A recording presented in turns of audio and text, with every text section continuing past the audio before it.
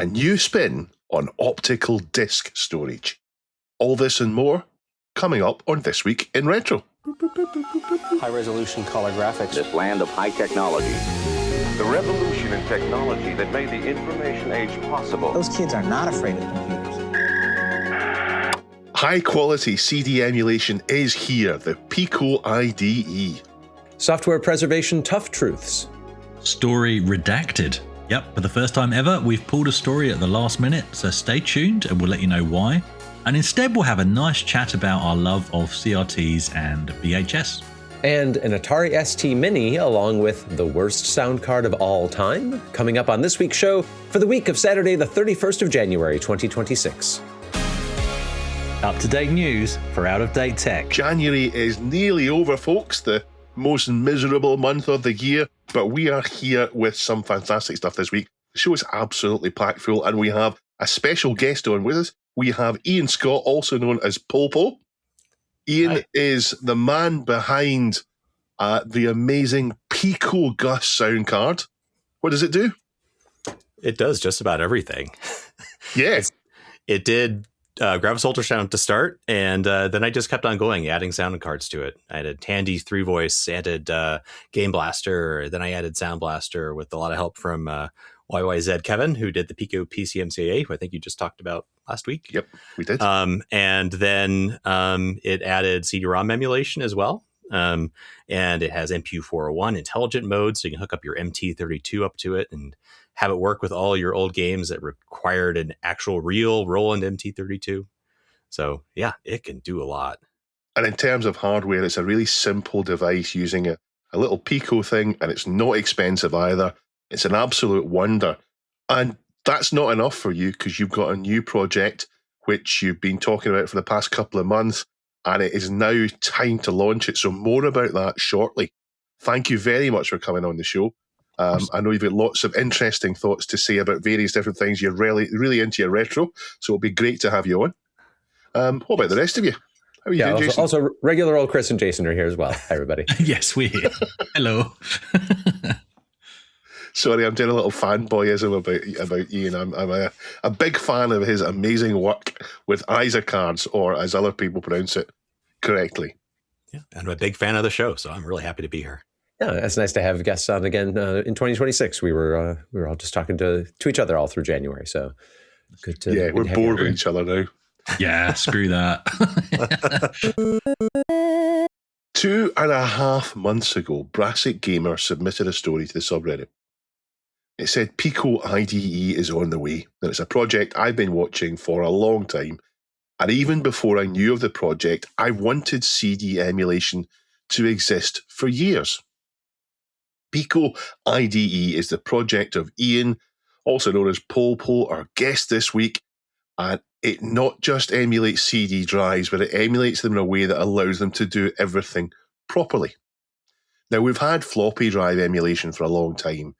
HHC software for Gotek floppies turned an industrial device into something that worked with every retro machine, and in 2017, Keir Fraser's Flash Floppy open source firmware improved it even further. It's safe to say that floppy drives are well and truly done for retro machines. They are there for any retro machine you want, but not for CDs. I think everyone knows what a Gotek is, though. You just put a USB stick in with floppy drive images, and the micro you connect it to thinks it's a real drive. We've not had it properly for CD drives until now. Strangely enough, we kind of used to have it for CD drives years ago, decades ago, with things like Daemon Tools, which was a software emulation of a CD drive within Windows itself, and I'm sure there'll be similar things for Mac and Linux and all the rest of it. And it was quite often used for piracy, but it was often, as well as that, used to stop you having that noisy spin up and that weight of that CD drive to access just one asset on the game that you legally own. Put the Daemon Tools on and mount it that way, and you don't have to do it. Now, optical drive emulation isn't new. It has been around, though, for maybe about 15 years. The earliest I'm aware of is the GDEMU for the Dreamcast. And there are things like SCSI 2SD that came around too. But they can't do Redbook audio. So that's where the audio is for the game is streamed directly from the CD. The audio is on the CD rather than data for the audio. And next up came something that's really good, particularly for the Mac and Amiga community, Zulu SCSI and then Blue SCSI. The big step forward there is they're file-based and not block-based, so they're much easier to deal with for the files, and they added Redbook audio support. But the main two things missing from Blue SCSI are, first of all, it's not IDE, and IDE ended up being the dominant mass market consumer format, and it didn't have a single front panel setup. Now, as I said, I've been wanting this kind of thing for my PC for years. I wanted to have a GoTech for CD-ROMs, but none of the devices up till now have been suitable. And in comes Ian with his. So, Ian, what made you do this, and what does it offer that other solutions don't? Yeah, it all started back when I started developing the PicoGus board. And thank you very much for the intro to that. And as it was covered very early on in its life here when it was the PiGus project, and Dave, I know you like calling it the Pigus. Yes, the Pigus. Yeah. And as I was developing it, and people kept on asking me, "Oh, why don't you make an IDE emulator? Well, how about you make the PicoGus be an IDE emulator?" Here's the PicoGus again, for those who are watching a video. Nice little ISA card. And it, to be honest, the first RP2040, the microcontroller that Raspberry Pi came out with, it's just not enough for IDE. There's not enough pins on it to do the 16-bit data bus. It's just not fast enough. The timing's really you just can't meet the timing with that generation of microcontroller. So as you know, people kept on asking me, I kept saying no. A little while later, Raspberry Pi came out with the next generation RP2350. It's quite a bit faster. It has a lot more I/O pins in its larger version. And as that came out, I started thinking, this might be possible. And then something I added on to the PicoGus earlier last year, 2025. It's hard to say that 2025 is last year already. I was like, oh, you know what? It would be kind of fun to start working on IDE emulation. I've got all the CD-ROM image management. It's like, I can insert a disk image and then eject it and then swap the disk and have all that stuff. So I figured all that stuff out. I could kind of port it over and just do the IDE part. That part's not hard. So once I started kind of going down that road, it's like I made really fast progress in terms of it's like, oh yeah, the timing's fast enough. I overclocked the chip a little bit to meet that timing in some circumstances, but it is plenty fast. It can saturate the kind of PIO mode 4 or multi-word DMA mode 2, which is plenty fast for any kind of optical usage, either CD-ROM or DVD-ROM. You can put a SD card in it. You can put little ISO files or q.bin files onto it, and it can emulate CD audio. It has a built-in CD audio output, and that kind of gets into kind of what I think is why it's better than what's already out there. Because there are other options, and they're out there, and you can go out and buy them today. For example, the Zulu SCSI people, they came out with the Zulu IDE, and they came out with version 2 late last year. And there's also FPGA-based emulators like the IDE simulator, and there's one upcoming called the SC2 IDE, which is going to be blazing fast. But none of them really had what I wanted to see in a disk emulator or an optical disk emulator or hard disk emulator. It's that GoTech experience, just like we were talking about. Yeah. Being able to have this device here, it's got a screen, you can see what's loaded, you can browse your directories that are on your SD card, they have it on it, little buttons to go up and down. By the way, and that's not a small thing, is it? That thing you're holding is not an insignificant part of it. You've developed a front panel for it that you can put in a 5 1/4 or a 3.5 inch bay. I think it's 3.5. Yeah. Yeah. Wow. And you've got the controls for it and the panel that you need. Now, this is something that eventually came to GoTex years later, but from this hitting the ground running, it's going to have all that you need with it, and that's the two things that I think were essential for this. So it's incredible you've done this.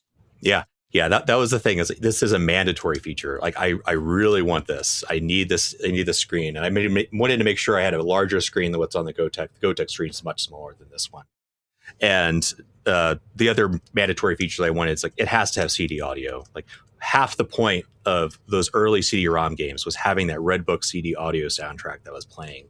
That was just unlike anything you'd heard up until that point. Even if you had like a Roland, MT32, you could have a full orchestral score in these old games, and for that, you had to have that CD-ROM audio, and that was a mandatory feature. It had to be on the base level, didn't have to be an add-on, anything like that. This is something, it's table stakes for me if you want to have an optical drive emulator. Yeah, so I mentioned this was on the subreddit 2.5 months ago, but why did I wait until now? Well, mostly because I thought it was a chance to get Ian to come on the show, because I thought he'd be a good guest, but also because it's timed well, intentionally. We're recording this just a few days before the crowdfunding campaign starts.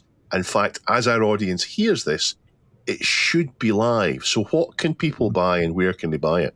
Hopefully, as you're hearing this, the campaign would have been just launched at CrowdSupply, crowdsupply.com. And it's a crowdfunding platform for open source hardware makers. A lot of successful projects have launched on it. They're partnered with Mouser, one of the largest electronics supply companies in the world.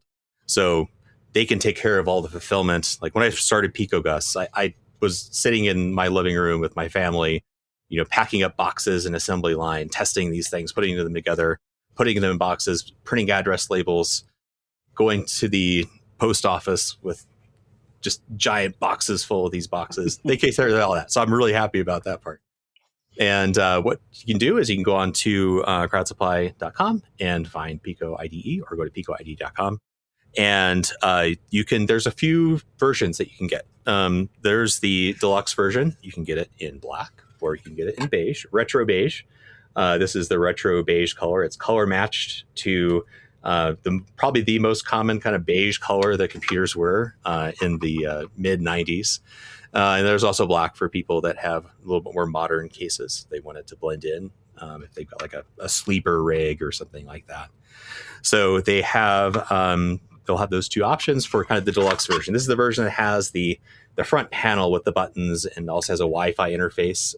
Has a ESP32 microcontroller on it as well. So you can go onto it with Wi-Fi, and you can upload images and switch which disk you have inserted, or upload new images. You can also upgrade your firmware, edit your configuration. There's also a lower price point, just the board in an enclosure. It doesn't have the front panel, but it's still super useful. It still has that built-in CD audio. You can use tools like there's a DOS utility that I've written called PiDE CTL, where you can go in and do that same kind of stuff. You can list all your files that you have on your card. You can switch your disks. You can say next, previous, for those games that have multiple disks in them, for example. Yeah, I'm definitely going to get a couple of these as soon as the pre-order opens. They're exactly what I wanted for my DOS machine. What do you think, guys? Chris? This looks fantastic. I mean, what interests me about this is we're looking at, again, the moving window of nostalgia, in terms of we're moving away from the period that were floppy disk drives and into the CD-ROM era, in terms of what people have now got nostalgia for. So I think this is a really important development, and we've sort of discussed the need for this before. I'd be interested, actually, Ian, can you ask this? Is this purely at the moment just for PCs, or is there any future development that may see this kind of device compatible with consoles that use CD-ROMs? Yeah, it's really interesting. Dave mentioned the GD EMU being one of the first ODEs. The Dreamcast it's an IDE drive inside the Dreamcast, and theoretically a PicoGus could emulate the disk that is in a Dreamcast. I haven't tried it yet. I have a Dreamcast. I just haven't had the time to do it. I'm not, like, my primary main focus is PCs. And like some people that I've sent these to test on, they've tested on some really strange machines, like old Sun boxes and Apple Macintoshes with extremely cursed IDE emulation or IDE controllers. But yeah, bread and butter is just your standard PC. Original Xbox also uses a parallel ATA or IDE. I haven't tried it. I have one. So there's a possibility. And I've talked to people, and since this is going to be an open source project, once the design is out there, people are going to be able to just take that design and make it so, yeah, you can fit it inside a Dreamcast, or you can put like in a PlayStation 2 or something like that, which also could take a hard drive. Yeah, I think because it's open source, it's going to end up being, why would you not use PicoIDE as the starting point for whatever you're doing? So that's what people will use. It's not just optical drives, though, is it? It'll do hard drives as well. So my hope is that once, I don't know if you've got there yet, but a single device plugged into the IDE of an old Pentium or something will do the hard drive and the CD-ROM. Yeah, that's the intention. Right now, it can only do one at a time, but like as soon as this thing is out and into the world, that's the next thing I want to work on, is being able to emulate 2 drives at the same time. So yeah, you can have that hard drive you boot off of, and then also your optical that you can play your games off of. That's cool. Yeah. I mean, the other issue that we're facing is with CDs and DVDs is bit rot, right? And the sad thing is the discs don't even have to be that old to suffer from it. It could just be like a bad batch. A lot of movies suffer from this, so it's just important that we have a solution for that. So yeah, again, it's a really good use case. Mm-hmm. Yeah, unfortunately, pretty much every disc out there on the sun has been archived. Yeah. Oh, more on we that say later. that. We say that. Jason, what do you think? Yeah. Going back to what you're saying about, daemon tools and stuff like that, I do remember this being a feature that you first started seeing in, emulators, virtual machines, VMware, things like that could mount an ISO image, but, just for the guest machines. So then when modern operating systems started supporting it directly, like, when I think when I first started using a Mac and I found out you could just mount an ISO file, I'm like, oh, that's smart. That's nice. Way to catch up there. Yeah, I mean, what more to add? This project seems pretty ideal. And, to Chris's point about like the moving window of nostalgia and so forth, like that multimedia PC level 1, branding and stuff like that, like that's a very different phase. It's a different vibe than what came 5 years before to what came 5 years after. And yeah, that experience of, right, you need that Redbook, direct CD audio stream along with all that data that's on that very slowly spinning disc in the caddy. So nice to have a nice drop-in replacement for that I don't think too many of us are going to miss the caddy experience. Yeah, Daemon Tools is nice, but as far as I know, it's only Windows. Like if you want to actually run pure DOS, there are some ways to mount images, but like they don't have that CD audio, for example. And it's always software side, so there's always the problems. It doesn't quite work right, potentially. Lots of our viewers are Amiga fans, Ian, and you've done nothing for them, have you? Actually, I have. What a loaded question. My I knew Amiga what the answer 1200 was, is in pieces on the shelf behind me because I've had it open a lot with the PicoIDE plugged into it. Because as we know, several Amigas had IDE interfaces, so I wanted to make sure it worked. And it did take some doing. It's a kind of idiosyncratic IDE interface on the Amiga. But yeah, I got it working. It can emulate a hard drive. So like say, for example, you can go into UAE and create an HDF image and you can put it on SD card and boot it on a real Amiga inside a PicoIDE. Likewise, it can emulate a CD-ROM in an Amiga as well. Yeah, so it's already doing the Amiga thing. And I know that wasn't your focus when you did this. I think you were going for the big thing, which was PCs initially, but it'll do Amigas now as well. And I presume Macs? Yes. Yeah, like I alluded to before, a lot of early Macs had extremely flaky IDE interfaces. So like the Performance 630, for example, notoriously bad. There's some very hard limitations. You can't ever you can't put a CD-ROM drive on the IDE bus in it. You could tell it's like we got to get this out the door and we got to be cheap, but like it's like a split SCSI IDE kind of machine. They're weird, but I try and support them the best I can. And the ones I have on actually in this workspace I have here, they work. Yeah. So is this going to be a one-off thing? Is this a case of you have to back it now or you won't get one, or will there be a way to get them in the future? Yeah, so generally, a lot of the case when you have a crowdfunding is like, oh yeah, you want to get that early bird pricing, and that's definitely going to be the case. Is like if you want the best pricing to start, back the campaign, and you'll be the first one to get one. But yeah, the plan is I want to make this thing as available as possible, and that was a big reason, like why I started PicoGus, was to get stuff into as many people's hands as possible, and it's the same thing with PicoIDE. So it's going to be available. For example, like Derek at Flame Lily, he's going to be one of the people that will be stocking it in the future. JCM-1.com here in the US, and Sorta Shop in the EU. Hopefully, we'll be having them as well. So it's once the campaign's over, it's going to be available indefinitely. And being open source is, if I decide to stop working on it, I'm sure someone else will want to take over. Yeah, and because it's open source, you can make one yourself if you really wanted to. Mm-hmm. Yeah. All the Word files are going to be available. You can go to the one of the many PCB manufacturing companies that are out there in the world and have them made yourself. Hold that thought. Yeah. So, Ian, thank you very much for coming on the show and telling us about this. Thank you very much for these two projects. They're absolutely amazing. What's your third project going to be? What are you going to invent next? Nothing ever again? I think once this is, it'll be it. It's like blood from a stone. It's all gone. No. I don't know. People have asked me about all kinds of stuff. People wanted me to do a floppy emulator. It's like, the GoTech already exists, but I don't know. What does a floppy emulator need, but it doesn't have? Not much. Like a bigger screen. I guess a matching front panel with yours. Yeah, maybe. Mm-hmm.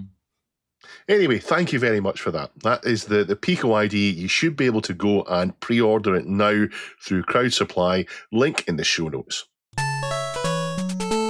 So what were we saying about places to go if you have an open source hardware project and you want somebody to build it for you? PCBWay.com. Oh, yeah. Cool. Have you heard of them, Ian? Oh, yeah. Many, many times. PCBWay.com kindly sponsor us. They manufacture PCBs, so if you did want to get one of these made by them, you could go and do it. They do lots of other things, though, and the thing that we like to highlight is the shared project library. And this is the kind of project that would eventually be on there once all the initial fanfare is gone, 5 years in time, when there's not an immediate mass demand for them and you want one of these things. Go to PCBWay.com and you can do things like the wireless battery temperature sensor. How does that work? It is a solar-powered little sensor that it's got a 2.4 volt solar cell, a supercapacitor in there, and you can connect it up. It says it's got accuracy down to a quarter of a degree Celsius.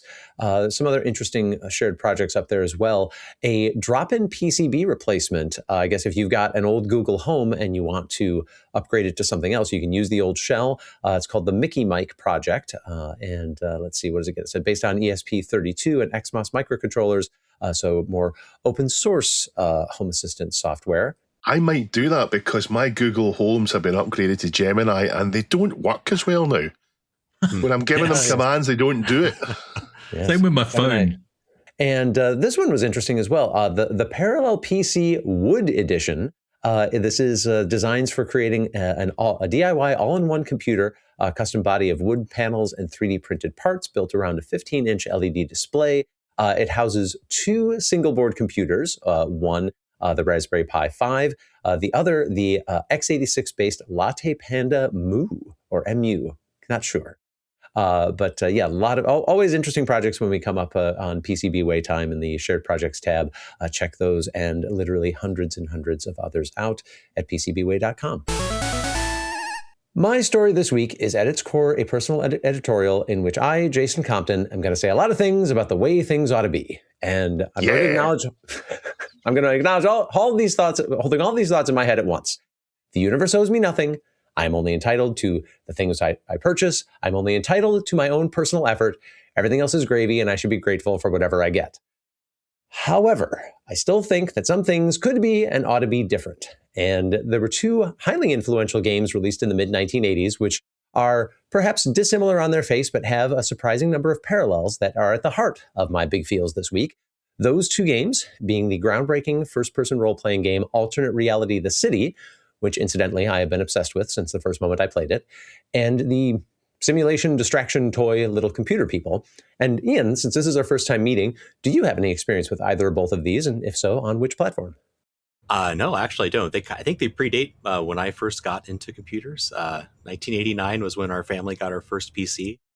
But I remember like when The Sims came out, people were talking about, oh yeah, Little Computer People. This is just like a new version of that. So I looked into it and it just looks utterly fascinating. I know I know, Chris, how you feel about RPGs, but did you ever spend any time with little computer people? No, I've watched videos on it. I think LGR did one, or was it? No, I think it was LGR did one. No, unless it was Nostalgia Nerd. So it's a fascinating little program, but not played it myself. Dave, I know I can count on you for RPG lore. What about little computer people? I saw little computer people on someone's computer, and I don't know who it was. I've been trying to remember where I saw it, because I have seen it in person. It's a fascinating little thing.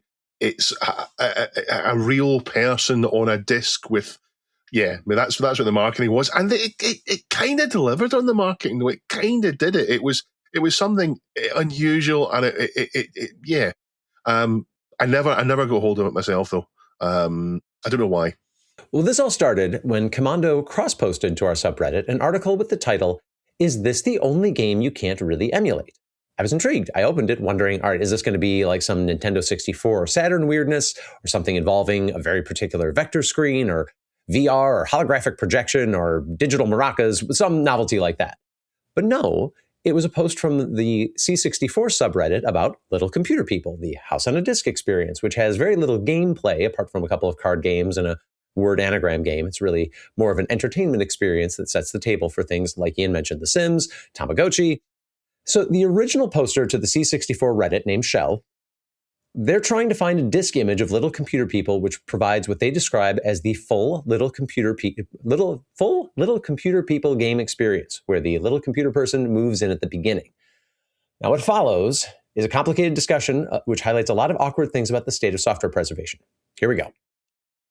Original poster's question is difficult to answer because Commodore 64 preservation is frankly a disorganized mess, particularly when compared to things like the Apple II scene. I will come back to the differences in a minute. The issue here is that, there's at least one version of Little Computer People which was published on tape as a single load to memory. Now that meant stripping out some of the interaction that you could do with a little computer person, because the game was originally designed to be modular and possibly even extensible after purchase. I could see that they might have been leaving open the prospect of shipping other little modules on disk. That never actually happened, but you can see where the architecture would allow it. So the tape load version, to get away from that, it just crams a few of those things into memory and calls it a day. Now, we also know that there are at least 2 different disk versions out there with very different intro screens. And remember, this is the days before you would see software versions and patch levels and things like that on a splash screen. You can tell that they're different, though, because one has an orange House on a Disk guest book against a bright background, and that's the version that I had. The other, which to my surprise is better represented in the many, many different downloadable copies of Little Computer People, has a researcher's notebook on a dark background. And it also notably tracks on screen how many times you've booted up the game, which the orange guestbook version, at least on screen, does not do. So Chris and Dave, since you guys come from Tapeland, how aware were you of the fact that there were titles that either just weren't available at all for certain platforms in certain markets, or that they were only available as a cut-down version of a full disk experience? Well, I was quite aware of it myself because I had a disk-based computer and I used tape games. And I know that the Infocom games, for example, were disc only for my system, just because they constantly needed to load from discs, so tape wouldn't work.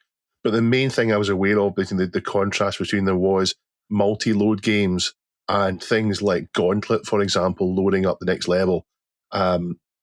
If you had a disc-based system, it was on the Amstrad 6128, it was fine, no problem at all. But when you had the tape and you had to rewind the tape or press play again, things like that, it was poor. But in the UK, pretty much universally, if it didn't come on tape, you hadn't made the game at that point. So we didn't have the same kind of diversity that you had there. I'd agree. I mean, my first Spectrum was the +3, so it had the disk drive anyway. I was not aware of any games where there was a difference between the disc-based version or the tape-based version, other than, like Dave said, if it's a multi-level, multi-load.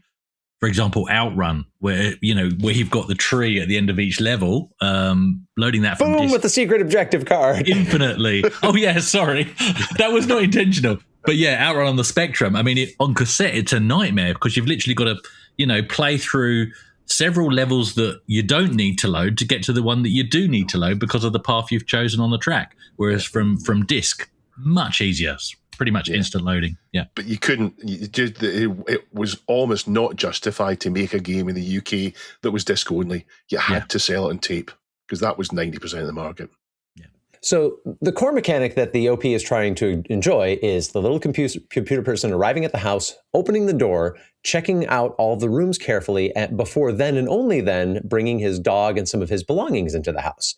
That's a fun little feature of the game, and it's one that I saw for the first time while researching this story, because when I got this title nearly 40 years ago, I knew from the documentation that this would be like a one-time only move-in sequence.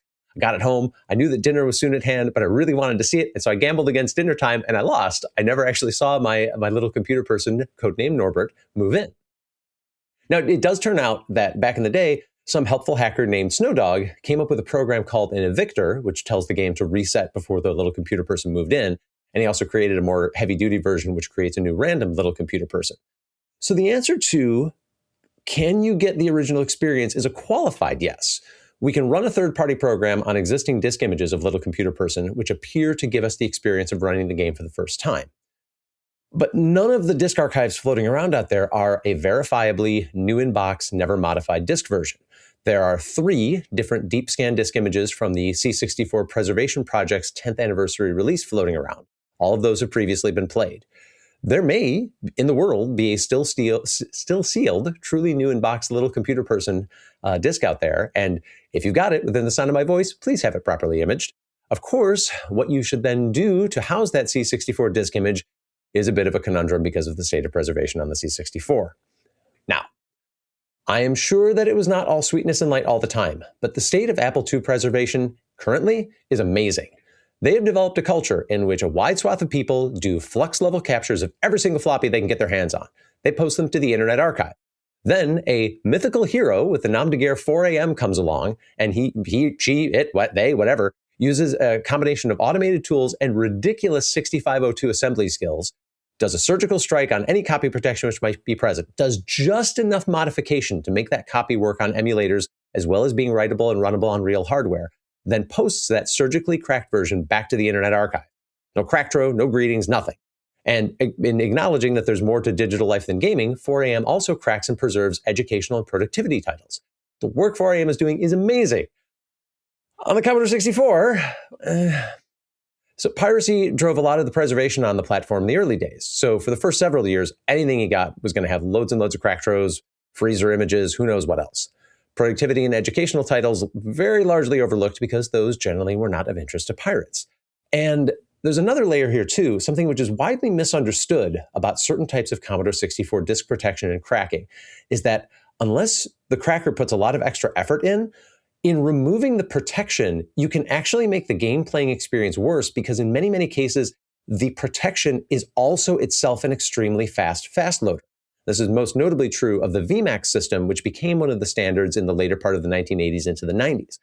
Many cracks of VMAX games replace the custom and very fast and very difficult to duplicate disk format with one that's more generic and therefore subject to the usual C64 disk access slowdowns. So, and I hear this a lot of times on a Commodore 64 podcast. They'll complain about a game being unplayably slow. Yeah, it's because they're playing a lazy crack of it rather than the genuine article. Now, we do have that archive of disk images from the 10th anniversary release of the C64 Preservation Project, but access is otherwise very tightly controlled by that archivist. He's already let the well-known URL to his database lapse once for some reason. There's a lot of personal fiat going on in that realm. This brings me back to Alternate Reality: The City. Sadly, I do not have enough time remaining to do this game full justice, but to quickly summarize, it was created by the innovative eccentric Philip Price, published by Datasoft. It was originally designed for the Atari 8-bit, but it was ported to most major machines in the mid-1980s, and it was envisioned as the sprawling mini-game saga. It's one of the first CRPGs with real-time first-person 3D point of view. It was a direct and key inspiration for the Elder Scrolls series, and in my mind, it is one of the most fascinatingly opaque games of all time. I first played AR The City as a borrowed set of original discs. Original is important. I'll return to that in a minute. A year or so later, I got my own box copy of the game, and it always felt to me like there was something a little different about it than what I remembered. So Philip Price had some very ambitious goals for this multi-game saga, including what he promised would be the ability to seamlessly move between multiple scenarios that you would buy over the course of many years. Now, that never happened. The idea of the city, this first release, was that you would explore, you'd build up your character, and that later modules were going to open up some zones that were sealed in that base game. There's an arena you can't enter, a palace, there's wilderness, there's gambling halls, which aren't actually accessible in the base city game, but sort of promised that it would be unlocked later. That never happened. Only a follow-up dungeon, which is really just a standalone game, was ever published, and it was actually created and published without Price's original game code. That's a whole other story. Some of the extra material he envisioned also only ever made it into the 16-bit versions of the city, like the ability for your character to earn extra money by working shifts at taverns, inns, and banks. However, in some versions of the Commodore 64 version of Alternate Reality of the City, there's a tantalizing status screen which reads, work allocation. Now, this does not actually do anything because work is not implemented in any C64 version of this game I've ever seen. But that work allocation screen was also not there in the original discs, which I owned in the 1980s, but I knew it was out there because there were other pieces of evidence. I have borrowed city discs from as far away as Japan, trying to track down an original with this work allocation screen in the hopes that we might be able to find out what else is different about the game's variants. Now, I mentioned how the original discs were very important because this game was and still is extraordinarily difficult to emulate properly because it had what I can only describe as extremely intense and player-hostile copy protection.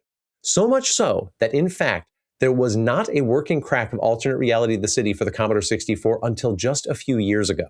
Wow. What most people had, well, yeah, because there was a set of disk images floating around which people thought was fine, and I, somebody who knows the game, like, no, this has a time bomb in it. It's going to kill the player after 24 hours of in-game time elapses. Ouch. Yeah, so for years and years, Ian, I had to campaign to get somebody to crack this game. And after a lot of begging, Bacchus of Fairlight finally took the project on. So now we do enjoy, after he did a ton of work, there is a protection-free variant of this game for the Commodore 64, which you can now play on a much wider range of hardware than the finicky original. However, is that game authentic to the original? Not exactly, because Bacchus and his crew applied C64 crack scene logic, and they incorporated a revised set of main menu messages, along with a set of cheats and trainers and convenience in-game controls. In modern terms, I would call this like a special edition game. It's not a carefully preserved original in the style of 4AM. Now, don't get me wrong. I'm extraordinarily grateful that Bacchus answered my pleas, and he did give the world a much more playable, we'll call it a preserved version of Alternate Reality of the City than we ever had before. But this still today is a game that the C64 scene has largely ignored. There's a Commodore 64 high-voltage SID archive. Anybody who knows anything about the C64 scene has come across this at some point. It purports to be, this is their quote, one of the largest and most accurate computer music collections known. Well, it has no trace of the city's many atmospheric music pieces 4 decades after its release. Yes, I've pointed this out to them. There's unpreserved SID music from a widespread commercial release. How is this possible? But I'm not entitled to anybody else's effort, only my own. Anybody have a preservation culture they'd particularly like to praise? I'm going to go off-piste. And I'm going to suggest that I like preservation even when it's not preservation of the actual original. You talked about Little Computer People having the eviction tool. And the idea with it, just in case anyone didn't pick it up, is you get this disc, and as soon as you run it for the first time, it's changed forever. You've opened the box, you've unsealed it, you can't put it back together. I think the eviction tool for me is good enough. And I like preservation projects, even if they aren't talking about preserving it in the same sealed monolith that you received originally. So I'll mention the EXO projects again. Not just collecting all the games, but putting as much as possible in with them, the manuals, fixes. Even EXO himself talked about fixing games that never, ever ran the way they were intended because the sound drivers were never shipped properly working. And in fact, hopefully EXO 1997 for EXO 199X will be out soon. Another one is things like the All-Seeing Eye and the Goldbox Companion. These are programs that run on a PC and read the memory of DOSBox running the Eye of the Beholder series or the Goldbox series and then bolt on a map and stats and other things to the games and add to it. Now, you could argue that's not preservation. I could say it's making them accessible. So for me, that's preservation, adding auto mapping to games that didn't have it in the 80s. And I know all these things exist as well for text adventures. Sometimes you can get Infocom games that you can bolt on an automap or two to a lesser or greater success. So again, that's preservation there, making them accessible. So that's me gone off piste. As for what you're saying, yeah, it's important to have these games as they were. I've just been speaking to a friend, Dudley from Yesterzine, about Dungeon Master for the Atari ST. There's in a future episode of Yesterzine coming out, which will feature that. And I'm talking to him about the copy protection on that, because if you failed the copy protection on that, it didn't tell you you'd failed. It just, when you went to save the game, the UI didn't work properly, and it looked as if you hadn't clicked right. And then randomly think you would throw things and they would stick in the air, or your party would just die suddenly. That kind of, it's not user hostile because the original game worked fine, but that kind of clever copy protection there took a while for it to get properly cracked. But yeah, absolutely fascinating. And I hope the C64 scene catches up to the Apple II scene. There's so much on the C64 which isn't anywhere else, so I hope the preservation gets there for it. Crack Crows are great, and they got us there in the noughties for preservation, but there's more to do now for it. And hopefully the new 64 Ultimate will reinvigorate people that way. I've now recalled when I first started looking into the grease wheat, for the Amiga specifically, there was a site, and I wish I could remember the name of it. I was just quickly trying to look it up and I can't find it. But basically, they had flux level images of Amiga discs, so legit copies of games, but they required you to at least try to prove that you were a legal owner of the software before they would release that image, because it was literally purely for preservation and restoration. And I really applaud that. I would list some Amiga Games collection sites, but we'd either get a takedown notice or the site would get a takedown notice, or both, and some of those sites keep being closed for maintenance. And I'm going to dare to say, libraries, right, as in state libraries, need to catch up with this 40-year-old problem, right? Some preservation websites, much as we all use them and love them, they really do cross the lines from preservation to piracy, if we're honest, which is why content goes missing due to takedown requests. And some organizations that would call themselves museums are nothing but big tin sheds of old computers that no one except a group of paid members get access to, and they're not on public display. So, they're doing a service, but it's sort of not going all the way. So a library, in my view, is the happy middle ground. It's correctly and legally curated collections that the public have access to, and I think that's the important bit. It's the legit media, whether it's a book, a movie, audio cassette, or a computer game. Why have computer games not been part of this? I don't know. And we have discussed in the past stories where some libraries are starting to do this kind of work, but these things should be preserved at time of publishing, and that preserved copy should be publicly accessible. So I think that's what's unfortunately been missing from this entire hobby that we're all involved in.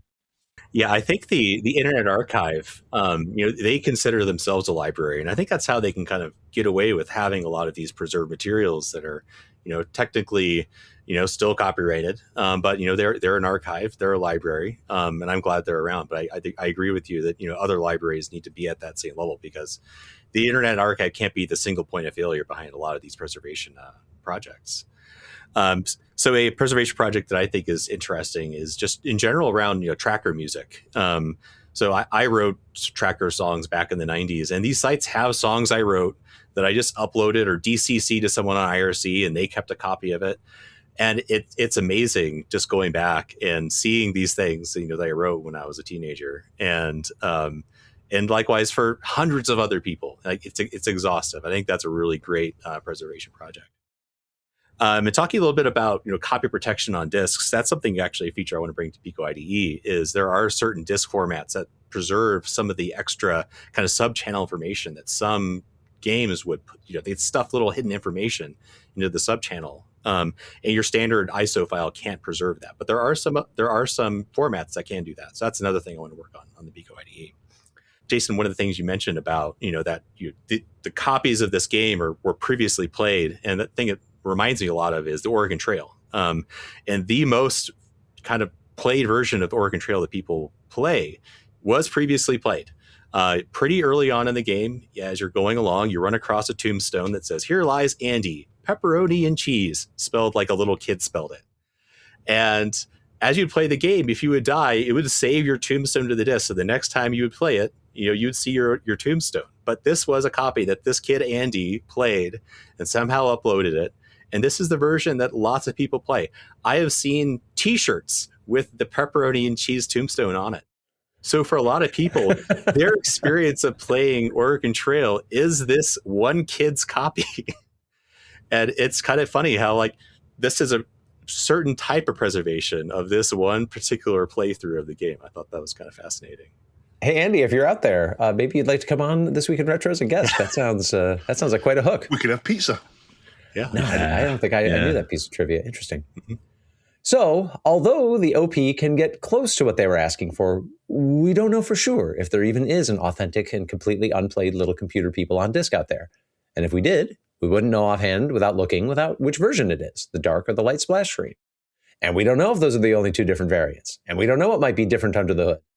In the rare occasions when we do know a lot of details about a company from the 80s, historical software development, it's usually because somebody's done something sketchy, dumpster diving, leaking images of old server hard drives, that sort of thing. Preservation is tough territory and it's a lot of work. But you can't emulate, or experience on real hardware for that matter, what isn't preserved properly.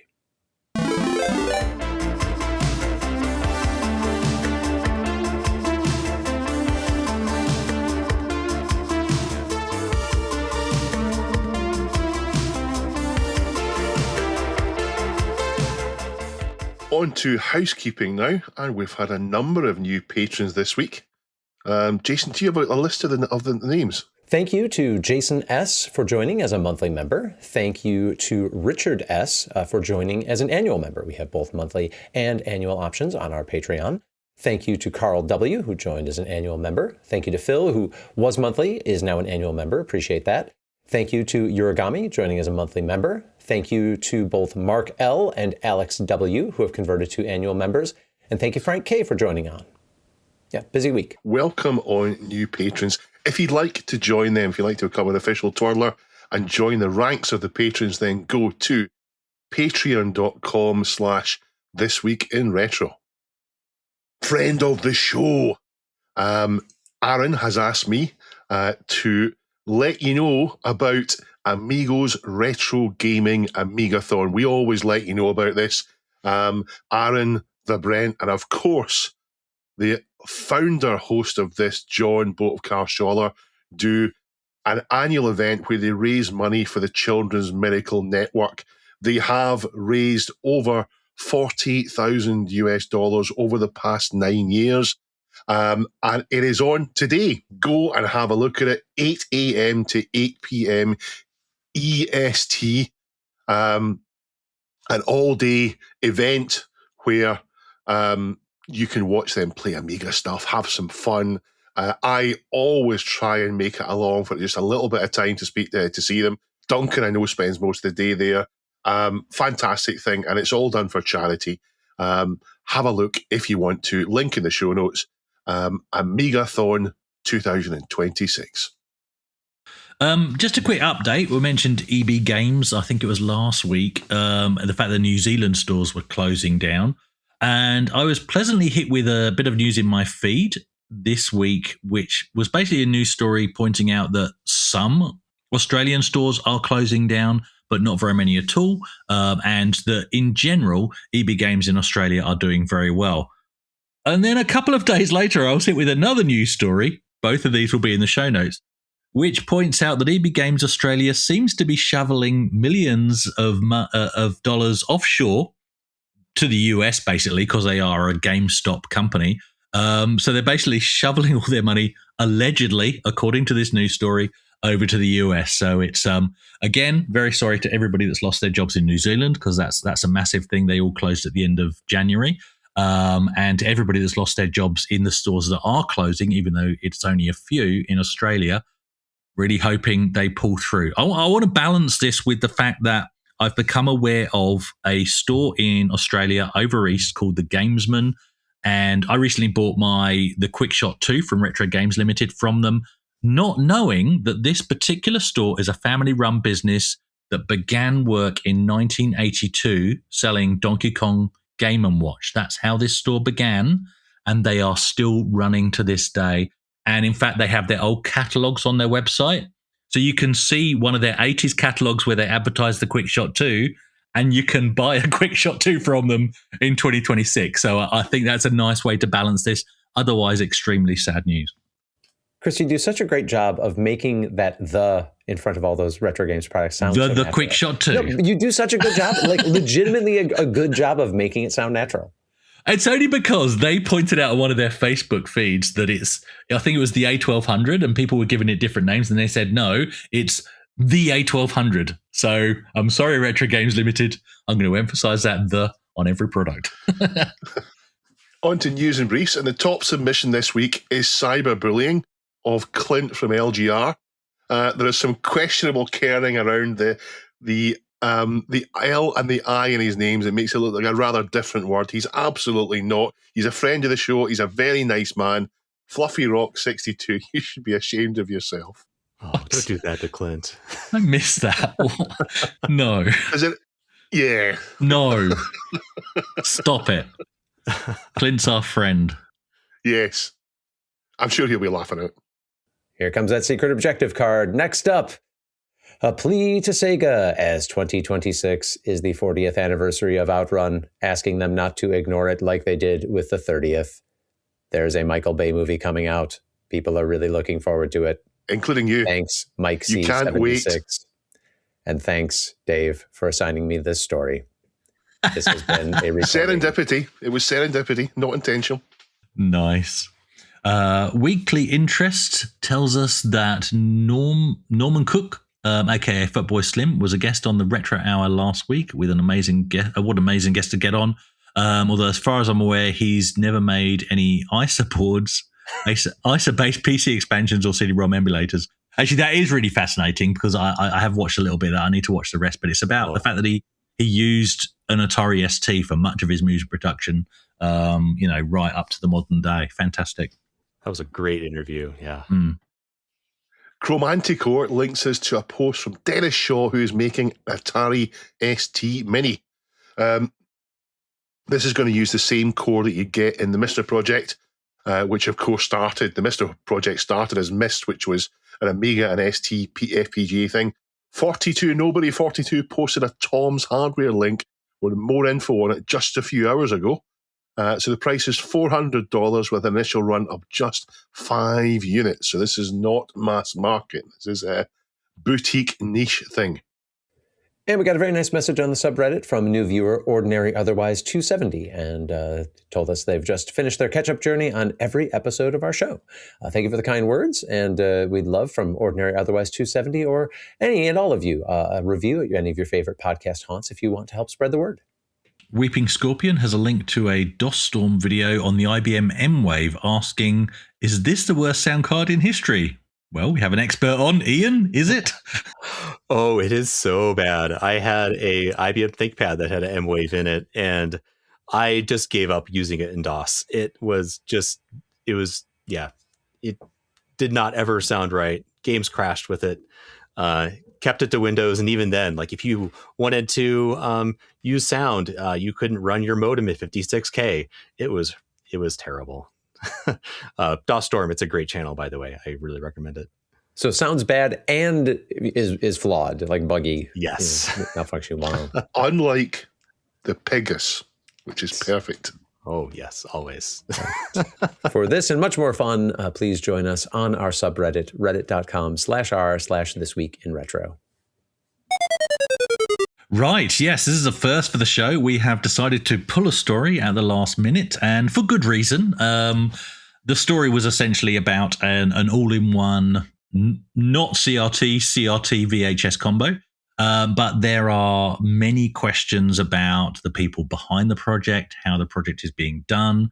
It's a ridiculously expensive project as well, and without sort of putting ourselves in hot water, potentially by stating things that we think we're going to avoid the story altogether. So there's a bit of a first. I'm going to see what I can salvage from the notes I have put together, because we do put a lot of effort into writing each story. But I think the beginning of the story is all good, guys. So I'm just going to jump into it, and we'll go into a nice friendly discussion about CRTs and VHS. How's that sound?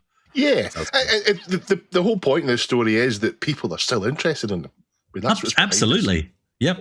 Right, let's jump into it. I mean, we have discussed LCDs versus CRTs in the past, and I don't think that's something worth gatekeeping personally. What I will say is, for some retro gaming and for some TV or movie viewing, I actually prefer smaller screens over larger ones. 12 to 14 inch seems perfect for me if it's a CRT, as that recreates the teenage bedroom experience I had. If using an LCD, all my flat screen monitors I actually use on this very desk, they're actually TVs, and I don't like to go beyond 22 inch. If it's a 16:9 screen, that gives me around 17 inches of viewing when I'm playing something in 4:3 ratio, which is what I always seem to set them to for old gaming. Screen preferences aside, what many people in this hobby are now finding themselves returning to is VHS. So first of all, guys, is VHS something you are getting back into? Oh, the temptation's there, but in the past couple of weeks, my IBM PS2 has died. The power setup for the Atari STE has gone. So not the Atari STE itself, but the power setup's gone. And the CD player in my Technics Hi-Fi stack has gone. And I'll fix these. I just need to find some time to do it. I find out what's wrong. I've got a new laser for the CD player, so I've got to swap that. I should probably recap it while I'm in there. And I'm now wondering if I've got too much stuff and I'm struggling to maintain it, because I don't use everything all the time. I have a house full of stuff. I have all the things I could want. And adding more to it, adding a VHS player, which I then don't touch for 3 years and I go to use and it doesn't work, maybe that's not a good idea. But the idea of taking them out of those, especially the cardboard ones you got in the 80s, taking out of that and slipping it in there and watching a VHS tape on a CRT, because they look good in CRTs, despite what we think about them. They look terrible when you put a VHS on your old VHS player on your new flat screen TV from 2004. They look terrible there, but if you have a VHS and a CRT, it looks fine. So the idea of that is appealing, but I really shouldn't do it. Yeah, I would not say that I've gone back to tapes on purpose. I do have all my old tapes. The odds of them playing well at all are extremely low, let alone the odds of me playing them. Going back to what you were saying, Chris, about kind of the we'll let you have this image disc if you show us that you've got it. I admit I've hung on to some tapes on the well, great, I will just pirate this with impunity because I bought the tapes back in 1999, so screw them. Yes, you're morally right there. You're morally in the right. Yeah, I think so. Format Ian, yourself is not piracy. Yeah, actually, I kind of have. My wife, she runs a booth at a little antique shop, and a friend of hers actually gave her a box full of VHS tapes of curated really great movies. And I just happened to come across at my in-laws an old old VCR, and I rescued my old 20-inch CRT from my parents' house. And then also found one of those AV carts. So you probably know this, Jason. I'm not sure if this was also a thing in the UK where, the teacher would come in with the cart with the CRT on top and the VCR, and you knew it was coming in the room. You were going to have a good time, way more fun than learning about math or whatever. So I've got the setup with the CRT and the VCR, and and I agree with you, Dave. The tapes look great on a CRT. As soon as you hook it up to an LCD, it just loses something. It's blurry or something like that. Yeah. Even DVDs can suffer that, I reckon. Even some DVDs, much better on CRT. Yeah. Mm-hmm. But just like finding a working CRT can be a pain these days, so can finding a working VHS player. And worse with a player is, how do you even test one without risking it chewing up the movie you want to watch? So, I mean, on the desk behind me here, I've got the original.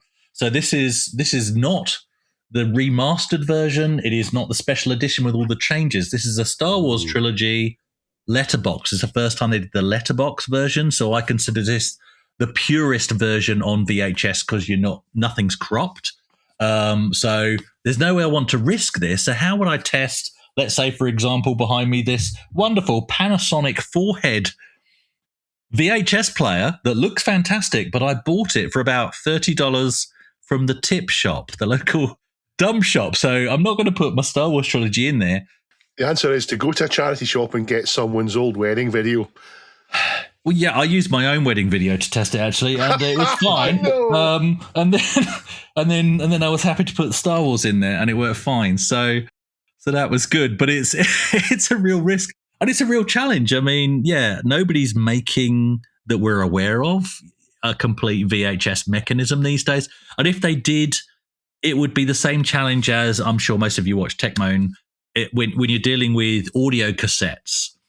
The where they fall down if you buy a modern cassette player, whether it's a portable one or like a retro boombox that I've got over here, it's the mechanism that is generally cheap and rubbish, and you get all the warble, you get the wow and the flutter, and so surely the wow and flutter.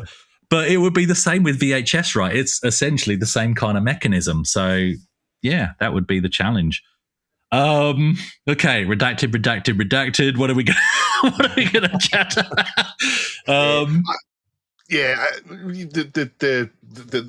We're not mentioned. We don't want to give any publicity to this because we're concerned about it.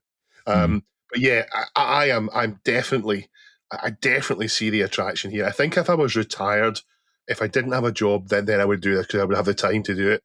But the idea of sitting down, particularly with my dad, when he retired, got a widescreen CRT, a Pioneer one, really fairly high-end retirement. You get a lump sum. Your retirement stereo, is that a Scottish concept? Well, I don't know, but it's definitely what happened, a retirement TV setup. And the picture in that was fantastic. And I bet playing Morrowind or something on that would look fantastic, as would watching. I remember watching Gladiator on DVD. It looked fantastic as well. I just like the look of these VHS tapes.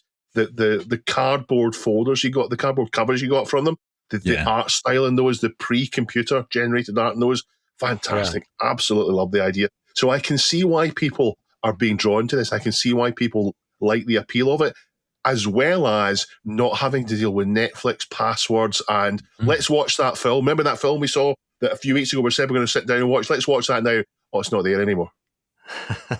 Let's open this question up, okay? And I'm going to give my example first just to sort of give an indication of what I'm talking about. But what is it, do you think, that is better when you're watching movies or TV shows, particularly on VHS on a CRT or even DVD on a CRT, versus watching them on a nice clear flat panel screen? Now, my example here is Knight Rider. Love Knight Rider growing up, right? Fantastic. Watch that to bits, okay? I then got it on DVD and I was watching on the 65-inch behind me, and suddenly there's a scene, Kit comes screaming into a car park, nice black Pontiac Trans Am, and I can see this grid over the side of him. I'm like, what the heck is that? And what it was the pyrotechnics rig, because they were about to fake bullets bouncing off him, and this pyrotechnics rig starts popping off, and I never got to see that as a kid. Why? Because the resolution and the image quality was so poor that you could get away with that kind of effect, right? So it's not just that it looks better because it looks better, but it looks better because it masks the TV magic. Does that make sense? Yeah. They're using the level of tech to produce the program that matches where it's going to be viewed. Yeah, of course. Yeah. You guys got any examples of that kind of stuff? I think just the whole thing that we're into a retro, that's what it is using real discs in your Amstrad CPC, putting a Commodore 1541, putting a disc in that, closing the latch and loading a game from that just feels better than the list of games on a flash cart. And original Star Trek is one of the fine examples of this as well. Like, why is everything bright and primary colored? Because NBC was they were the first all color TV network. And they were also owned by a TV manufacturer. So their whole premise was, when people watch NBC, we want to reward them for watching us, and we want to reward them for having invested in a color TV. So saturate those colors. Like, that's why that show looks that way. Yeah, I feel like watching old shows on a CRT kind of lets your imagination fill in some of the details that isn't there with the greater number of pixels and the resolution. Like, yeah, I've seen old shows remastered for HD, and they just look cheesy in a way that they didn't back in the day because you can see, oh yeah, this set is just made out of paper mache, or yes, you don't see that when it's on a CRT. It kind of it's almost like putting rose-colored glasses over it in a way, but it in a good way. Vaseline and rose-covered glasses. Yeah. Yes. So there you go. The product in question, which we will not name. Look, of course, we're going to keep an eye on it, and if it eventuates, then we'll cover it. But at the moment, we're not going to be seen to be endorsing something that we have serious questions over. On to our community question of the week. And last week, we asked you, what retro technology would you like to see covered by a lavish new doco? And are we out of contest mode? No, we're not. Was it VHS players? I hope it was VHS players. I hope it was. Things when tidy themselves up like that. We're now out of contest mode. And the top answer is I Am Amiga. No, I Am Batman backwards. A deep dive into the MSX would be damn interesting and expose us to countries we don't often cover much in the UK and USA. That's a good point. The MSX was a giant in computing, but not so much in the UK and USA. And Pajako, is this the first time in 2 weeks we've mentioned his name? Pajako 6502. I read a book a couple of years ago about the history of computing and games behind the Iron Curtain, which would make an excellent documentary series. Links us out. So much ingenuity to get computers smuggled in, or building joysticks using draw knobs as handles. The book itself is more of an academic paper, so it's quite heavy reading in places, but still very interesting. Nice suggestion. And Colin the Activist says, I'd love a warts and all doco that finally tells the story of the video game crash of the 80s, which had Atari purportedly dispose of a lot of unsold game cartridges and how it wrecked video games for the entire world. Is that sarcasm? He's absolutely sarcastic. /S. /S. Yes. If someone does a retro doco, that's what they reach for. Yeah. Another answer there. Mystic Greg says, I'd love to see a warts and all doco on the rise of retro podcasts, YouTube channels, and the hobby in general. From TWR to RCR to LGR to the VCF juggernaut, it's come a long way from snagging a $5 system at a car boot sale. I'd watch that. I'll host the Outrun portion. And Jeff Mendoza has one for you, Jason. Scroll down and be disappointed. Scroll down. Yeah, no, thank you. 6 hour deep dive into Outrun. I see it now. That does say, isn't the contents of This Week in Retro, which should be named This Week in Ultima Outrun. We don't talk about Ultima not very much. Not very much now. Not that much. We've transitioned from an Ultima podcast to an Outrun podcast. We only accidentally mentioned Outrun this episode. I think it's my fault. Both of those just put something in your mind. It's pleasant. 4. So this week's question of the week, though, with IDE drives solved, no pressure, Ian. With IDE drives solved, what's the next retro hardware kit that you'd like to see a quantum leap in? And where would you go to answer that, Chris? You would go to reddit.com/r/This Week in Retro. Boom! I'm a pro. Nailed it in one. I was so zoned out last week. Patreon.com/ It's late when we record these for me, all right? Yeah. In all honesty, like you're getting Jason on the very early end of the day and Chris on the very late end of the day. So it's true. All ragged edge, Dave has no excuse. But all ragged edges are just explained by human frailties. Yep. Dave's Ian the one that joins keeps it us professional. 6 a.m. for Ian that we recorded this morning. 6 a.m. and he looks human. Oh yeah. It's only an hour than I typically wake up. So yeah. Well, thank you very much for joining. It's been a delight to have you on. Good luck with the PicoIDE. I will be backing at least a couple myself as soon as it comes out. Link in the show notes. Get yourself one of this fantastic project. We will see you next week for more This Week in Retro. We insist. Yep. We're Thank you waving. very much. Bye. This Week in Retro was written and presented by Chris from 005 The Gamer, Jason from the Retro Adventurers, and Dave. It was edited by me, Duncan Stiles. The podcast version of the show is available for your favourite podcast app, including Apple Podcast and Spotify. And the video version is available on the This Week in Retro YouTube channel.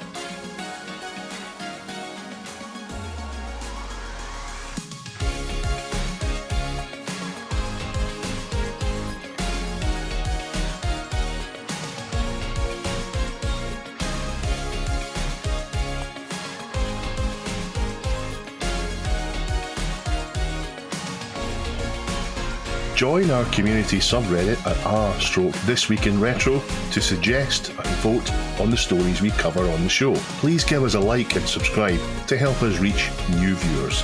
If you enjoy our show and would like to support it, then please check out the link to our Patreon page in the show notes or description. Thank you for listening, and we'll see you next time for more up-to-date news for out-of-date tech.